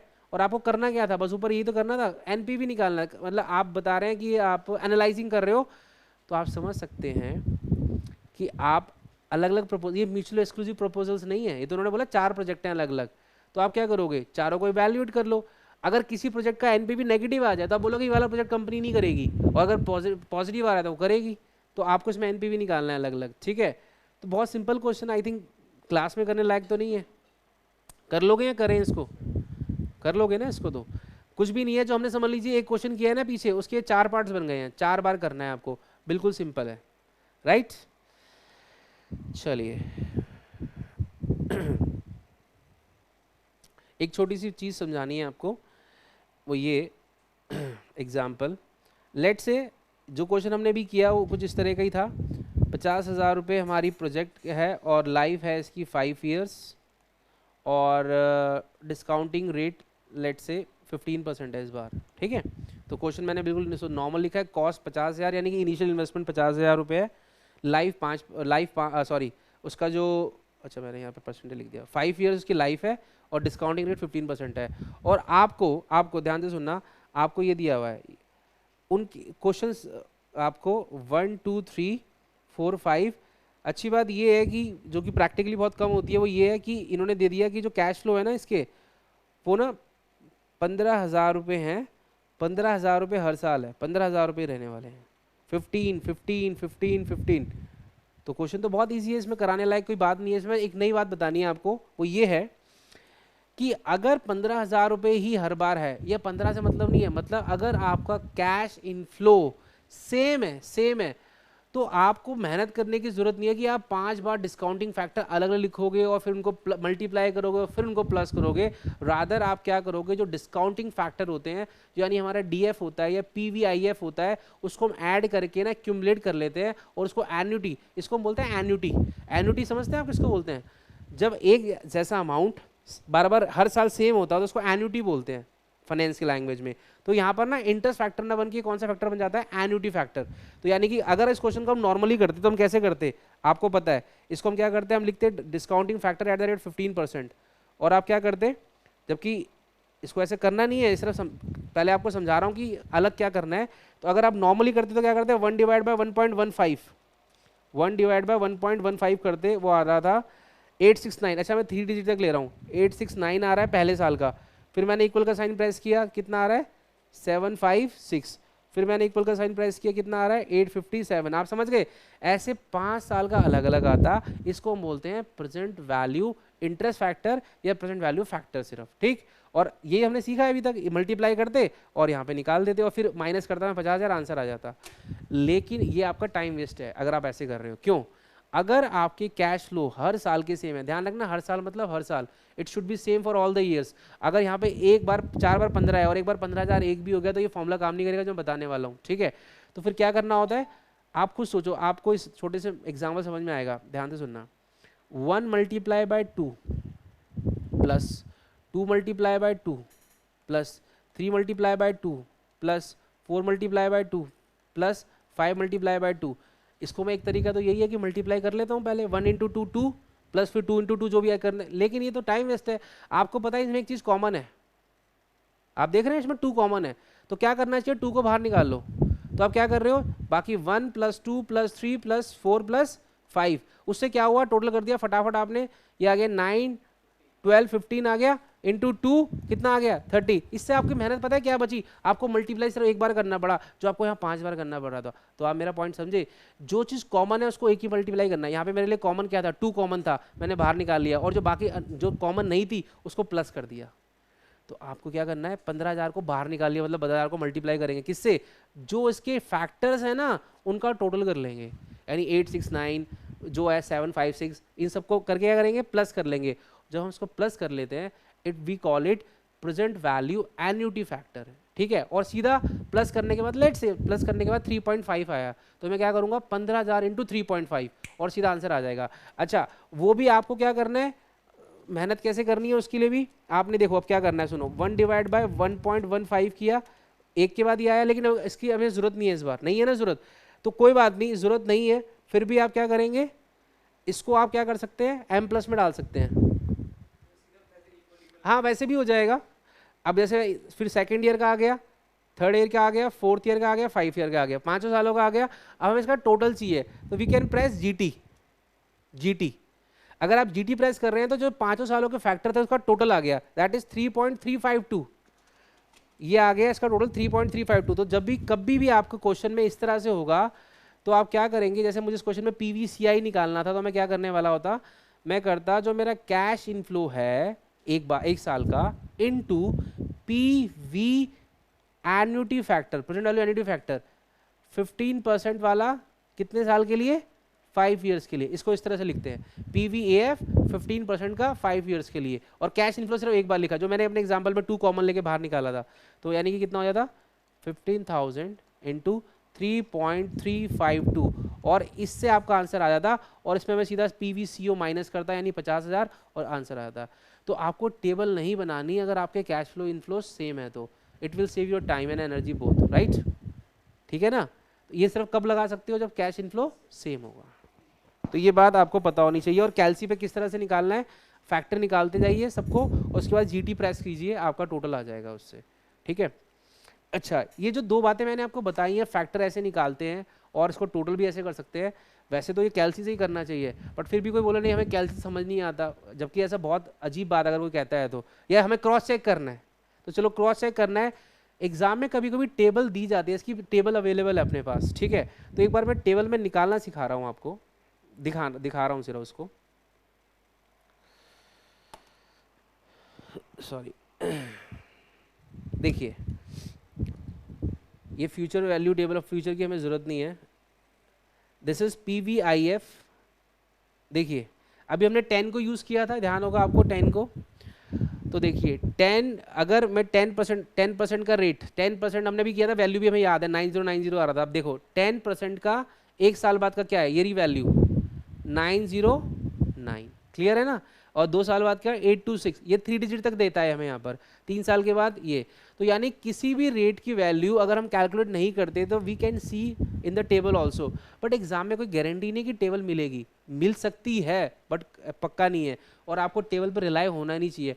टेबल पर देखने में आपको ज़्यादा टाइम लगेगा मेरे हिसाब से, it will take more time, otherwise आप कैलसी पे जल्दी निकालोगे। तो ये कौन सी है, हाँ ये भी है, आपको टेबल उन्होंने कम दे दी, रेट ज़्यादा आ गया, 15% का आ गया, तो किस दिक्कत में इससे बड़े आप सेल्फ डिपेंडेंट होना पड़ेगा ना आपको, तो आत्मनिर्भर होना पड़ेगा, ठीक है। तो ये 10 हो गया, यहाँ पे और भी है। इसी तरह ये हमारी PVIF टेबल थी, लेकिन जो हमने अभी भी क्वेश्चन किया एग्जाम्पल, अगर मुझे वो क्यूमुलेटिव वाला चाहिए, वो टेबल भी अपने पास है, उसको PVAF टेबल बोलते हैं, present value annuity factor table, वो भी अपने पास है। यस, ये कंपाउंड फ्यूचर वैल्यू AF है, और ये रहा आपका। अब देखिए अभी हमने एक क्वेश्चन किया था, याद होगा आपको, हमने लेकिन 15% पे लिया था, अब अगेन मेरे पास 15% अवेलेबल है, ये रहा 15%। अब ये जो टेबल है ये क्यूमुलेट करती है, अब देखना है क्या कर रही है, 15% एक साल के बाद तो 870, ठीक है, 2 साल के बाद ये 1.626 लिख रही है, मतलब इन्होंने 2 साल का टोटल कर दिया। हमें क्या, हमें आपको याद है अभी हमने क्या किया था, ये रहा, अभी याद ना भी हो तो ये वैल्यू दिखा देता हूँ आपको। अभी हमने वैल्यू लिखी है 15% की 5 साल की क्यूमुलेटिव 3.352, यही लिखा रहा है, ये देखो आपके सामने है, ये रहा 15% 5 ईयर 3.352, ठीक है। तो यानी आप कर सकते हैं, बट और मैं कह रहा हूँ चाहे नहीं भी करना ना, आपको करना भी नहीं चाहिए, लेकिन आपको पता होना चाहिए ऐसी कोई टेबल अवेलेबल है, और अगर आपको क्रॉस चेक करना हो कभी अपने आप को तो कर सकते हो, ठीक है। चलो, तो ये एक छोटी छोटी 2 बातें मैंने आपको यहाँ पे बता दी है। चलो वापस आते हैं, ये हमारा था क्वेश्चन नंबर, हमने अभी किया था 4th कैलकुलेट डिजायर्ड फैक्टर, ठीक है। अभी मैंने आपको एनपीवी के एक एग्जाम्पल और 2 क्वेश्चन करा दिए, बट इसका मतलब बिल्कुल भी ये नहीं है कि एनपीवी खत्म हो गया। एनपीवी बहुत लेंदी है और ये आगे चलता रहेगा, मतलब चलता क्या रहेगा, आपका जो फंडामेंटली जो इसका प्रिंसिपल है या जो इसका बेस है वो तो यही रहने वाला है, लेकिन इसकी जो क्वेश्चन की वैरायटी है ना वो बढ़ जाती है, लेंदी हो जाएगा, वो हम करेंगे धीरे धीरे। लेकिन हम पहले ग्रेजुअली अपने चैप्टर में और आगे बढ़ते हैं आज, ठीक है। जैसे आपको हमने पढ़ना शुरू किया था आज पहले ARR से, फिर हमने कहा डिस्काउंटिंग टेक्निक्स, TVM समझा, उसके अंदर पहली टेक्निक समझ ली NPV। अब दूसरी टेक्निक, चलो अब हम छोटी छोटी दो टेक्निक और खत्म करते हैं, अभी एक और करते हैं अभी, हाँ वो भी कर लेंगे, ठीक है। इससे NPV से एकदम कनेक्टेड है, दो दूसरी करा रहा हूँ, पहले वो करा देता हूँ, ठीक है। सेकंड टेक्निक है डिस्काउंट, आपकी डिस्काउंटिंग वाली, प्रॉफिटेबिलिटी इंडेक्स, प्रॉफिटेबिलिटी इंडेक्स, हाँ right, profitability index, we call it PI technique. हाँ जी, इसके दो नाम और हैं, दो नाम और हैं, कभी कभी एग्जाम में दूसरे नाम यूज होते हैं, तो we should know the other name also. Benefit cost ratio, benefit cost ratio, एक और नाम है desirability factor, desirability factor. Desire factor तो इतना यूज नहीं होता, बट मुझे याद है कुछ अटेम्प्ट पहले करियर में, आपको बता रहा हूँ 8-9 साल पुरानी बात, सिर्फ डिजायरेबिलिटी फैक्टर लिखा हुआ आ गया एग्जाम में, और एक्चुअल में ये नाम बहुत कम लोगों को पता है, ये यूज होता भी नहीं था पहले। ये दोनों नाम तो फिर ही पता होते हैं, प्रॉफिटेबिलिटी इंडेक्स और बेनिफिट कॉस्ट रेशो। ये डिजायरेबिलिटी फैक्टर तो समझ ही नहीं आया कि पता नहीं कौन सा नया मेथड तो नहीं आ गया एग्जाम में, तो बाद में पता लगा कि इसी को तो बोलते हैं, ठीक है। तो ये पता होना चाहिए, कभी कभी पेपर थोड़ा अजीब सा बनाना होता है तो इंस्टीट्यूट इस तरह से कर देता है, ठीक है। तो profitability index, benefit cost ratio, desire factor, ये बिल्कुल आप समझ लीजिए कि NPV का भाई है ये मेथड। क्यों? बस फर्क क्या है, NPV आंसर एब्सोल्यूट अमाउंट में निकाल के देता है। जैसे हमारा आंसर आया था 4836, इस प्रोजेक्ट से आपकी कंपनी की मार्केट कैप या कंपनी की इतनी वैल्यू बढ़ जाएगी, वो अमाउंट में बताता है, ठीक है, एब्सोल्यूट अमाउंट में बताता है। ये क्या बताता है आपको ना, ये 1 रुपीज़ के कंटेक्स्ट में बताता है। 1 रुपीज़ कंटेक्स्ट में अगर आपका आंसर आया 1.5, अभी मैं निकालता हूँ कैसे आएगा आंसर, 1.5 आया, तो ये बोलना चाह रहा है 1 रुपये लगाने पर इससे बदले में कितना आएगा, 1.5 टाइम्स, 1.5 टाइम्स। समझ पा रहे हो आप? तो यानी कि ये, इसके लिए हमें बिल्कुल भी दिमाग खर्च नहीं करना, क्योंकि इसका फॉर्मूला देख के आप समझ जाएंगे मैं क्यों बोल रहा हूँ ऐसी बात। PI निकालने के लिए बेसिकली PVCI तो आ गया निकालना, और PVCO वो भी आ गया निकालना, इसको क्या करना है, डिवाइड करना है। अब आप समझ गए कि मैं क्यों बोल रहा हूँ वन वाली, ये 1 के क्यों कर रहे हैं। अगर मेरे प्रोजेक्ट्स में 55,000 रुपये आए PVCI सबका टोटल करके, और लगाए मैंने 50,000 रुपये थे, तो हमेशा ये बेस जब करेगा तो डिवाइड कर दिया ना इसने। अब इसको हम कर रहे हैं तो ये नीचे तो 1 ही आ रहा है ना बेसिकली, तो जैसे मैं इसको सॉल्व करूं, इट इज कमिंग 1.1, यही तो आएगा, यस। तो 1.1 आया PI, तो आप समझ गए। अच्छा 1.1 आया तो समझ आ गया आपको आंसर कैसे निकाल पा रहे हो। अगर 1 रुपये लगा के 1.1 आ गया तो अच्छी बात है ना, ये तो बढ़िया हो गया, यानी 1 से ज़्यादा आना ही अच्छा है हमारे लिए। आप समझ सकते हैं अगर ये 1 आ रहा है, अगर ये 1 आ रहा है तो NPV कितना है, अगर ये 1 आ रहा है तो NPV कितना है, नहीं नहीं नहीं नहीं, मैं NPV का आंसर पूछ रहा हूँ आपसे। अगर इसका आंसर 1 आ रहा है, यानी कि सॉल्व करके 1 आ रहा है, तो NPV कितना है, 0। तो 0 में क्या पढ़ा था हमने कि यानी कि जो सोचा था वो उतना ही है, एक्स्ट्रा नहीं कमा रहे। ऐसे ये अगर ये 1 बता रहा है तो इसका मतलब 1 पे 1 आ रहा है, ठीक है। हालांकि उसने फैक्टर को कंप्लीट कर लिया, तो यानी 1.1 बताने का मतलब कि 1 रुपये की तुलना में आप क्या, जा तो 1 रुपया रहा है, आ क्या रहा है, ठीक है। तो PI इसका मतलब हमेशा 0 पे हम जाएंगे नहीं, 1 पे हम जाएंगे नहीं, हम अपना पहले नॉर्मल बनाते हैं प्रिंसिपल। अगर 1 से ज़्यादा आया एक्सेप्ट, 1 से कम आया रिजेक्ट, ठीक है। और मैंने वैसे आपको बता दिया अंडरस्टैंडिंग के लिए कि अगर 1 आ भी जाए पेपर में तो आप समझ जाना कि 1 आने के बावजूद भी आपने जो सोचा था आपने उतना कमा लिया है, तो फिर कोई बात नहीं, एक्सेप्ट कर लेना उसको, ठीक है। बट मैं लिखवा नहीं रहा उसको, यहाँ तो लिख रहे हैं पेपर में, वैसे जरूरत ना पड़े तो ही लिखना, हाँ वैसे टेस्ट नहीं होता ये चीज़, ये पूछते ही नहीं है जानबूझ के। समझ आ गया? ये फॉर्मूला आपने लिखा, इस फॉर्मूले को लिख लो पहले, और इसके नीचे डिसीजन क्राइटेरिया लिख लो, डिसीजन क्राइटेरिया, डिसीजन क्राइटेरिया है इसका,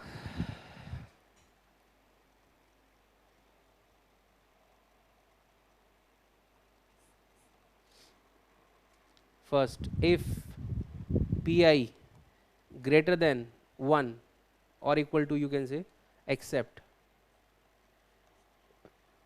Second, if PI less than 1 reject. और फिर वही क्वेश्चन, अगर 2 से ज़्यादा प्रपोजल हो तो कौन सा लोगे? ज़्यादा होगी, क्योंकि 1.2 और 1.5 में तो 1.5 वाला अच्छा है ना। एक बार लिख लेना उस पॉइंट को भी। इफ देयर आर 2 और more proposal under consideration then the project having higher PI will be selected.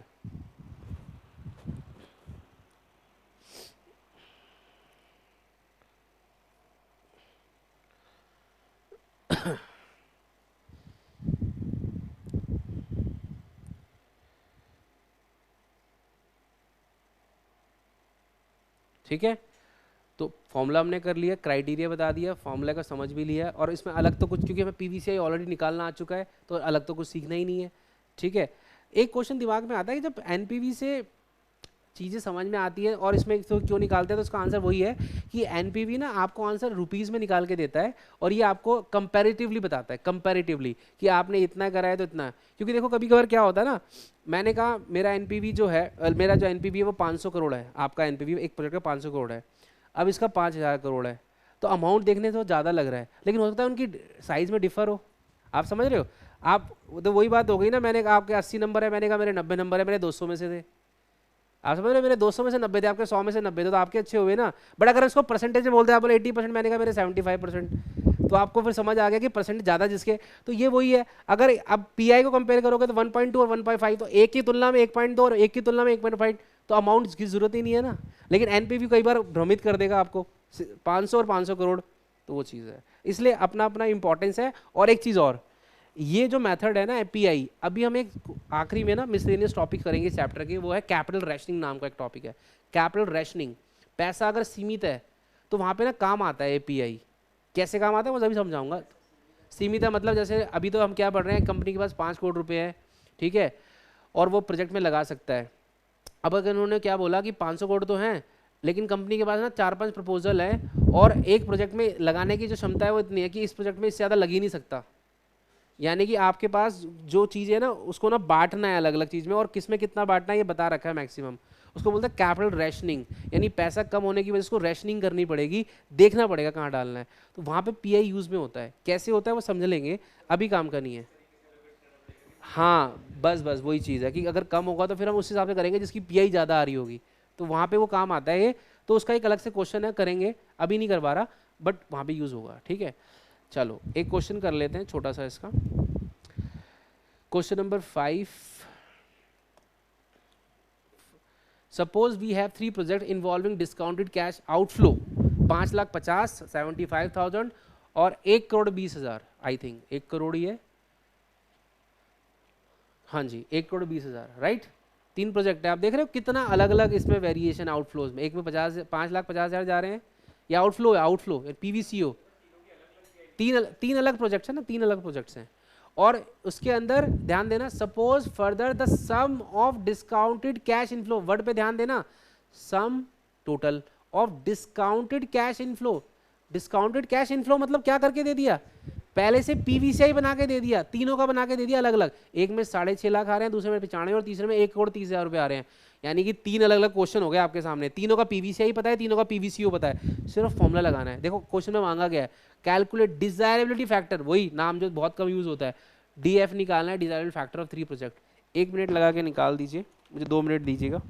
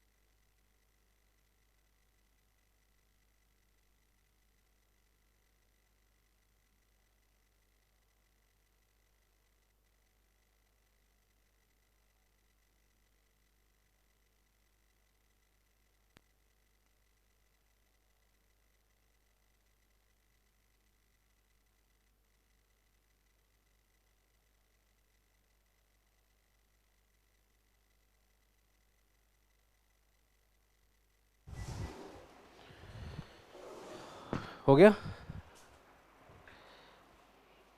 चलो, तो पी आई कितना कितना है? 1.182 प्रोजेक्ट 1 का 1.266 1.001, ठीक है। तो सबसे ज़्यादा तो वैसे वैसे तो ये म्यूचुअली एक्सक्लूसिव नहीं थे, इसमें तो अलग अलग प्रोजेक्ट्स थे ना, ये तो हमें तो कंपेयर नहीं करना है वैसे, बट अगर करना हो तो सबसे ज़्यादा सेकंड का ही है, ठीक है ना। तो इसमें तो कोई दिक्कत नहीं है पीआई निकालने में। तो क्या हुआ, वैल्यू गलत लिख दी क्या? चेक करना है क्या आंसर? पीवीसीआई एक बार चेक कर लेते हैं, कोई दिक्कत नहीं है। पहले का पीवी देखो, एक बार मुझे एक क्वेश्चन तो करके भी देख लेते हैं, कोई दिक्कत नहीं है। पीवीसीआई अपॉन पीवीसीओ है हमारा निकालने का तरीका। अगर प्रोजेक्ट 1 की बात करें तो पीवीसीआई है हमारा 6,50,000 रुपये, और जो इसका जो है 5,50,000 है, ठीक है ना। तो ये बेसिकली 65 डिवाइड बाई 55 हो गया, 1.18 आई थिंक यही बोला है आपने, ठीक है ना।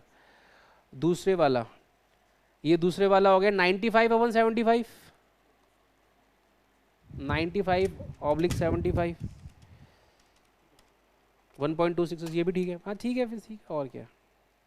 और तीसरे वाला अगर ओरली बोलें तो 1,30,00,000 डिवाइड बाई 1,20,000, ठीक है। तो इस तरह से पीआई निकालते हैं। तो पीआई के अंदर इन्होंने तो खाली वैल्यूड खाली कैलकुलेट करने को बोला था। इन केस अगर ये म्यूचुअल एक्सक्लूसिव भी होते तो हम जो ज़्यादा होता है उसको सेलेक्ट कर लेते, ठीक है ना। चलो ओके, आगे करें।